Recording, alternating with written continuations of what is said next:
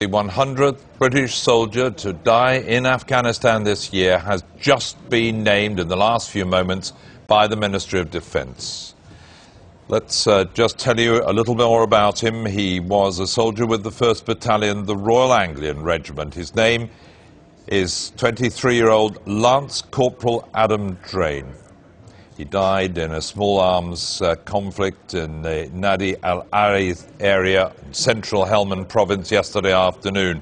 He was described by his colleagues as popular, quiet and intelligent. His parents, Desmond and Jackie Drane, said there were no words to describe their loss. The death brought the total number of British service personnel who've died since the start of operations in Afghanistan in 2001 to 237. But 100 of those have died this year alone. It's the bloodiest year for British forces since the Falklands War in 1982 and follows 39 British deaths in the Afghan conflict in 2006, 42 in 2007 and 51 last year. 100 soldiers died, and this is the 100th 23-year-old Lance Corporal Drane. As tributes to him were being paid today, the Defence Secretary reiterated the importance of what he called this vital mission. He was speaking in Afghanistan, from where our Defence correspondent Jeff Mead sent this report. Defence Secretary Bob Ainsworth was in Afghanistan as news came through of the 100th British fatality of a war for which he currently bears day-to-day political accountability. And our feelings are with the family and friends who will be feeling his death more keenly than anyone else. But here in Afghanistan there is a sense of very real progress in this mission, that we are putting things where they need to be, and the mission in Afghanistan is of vital importance to our national security back in the United Kingdom, and people have to understand that that's the reason why we are here. He flew to see some of Britain's forces at their most exposed outposts, the forward operating bases, where Taliban positions are within 2 miles and attack regularly. This is where the bullet came out? Yeah, no, that's where it went in. That's where it went in? Yeah.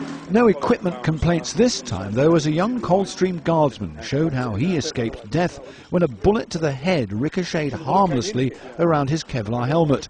Luke Fitzpatrick hasn't told his mother. And she's going to now see the whole story on the sky. Then it was meeting Grenadier Guards and discuss with Afghan allies a new approach being trialled of not always combating the enemy head-on, but holding them at a distance to let stability spread like ink spots from village to village.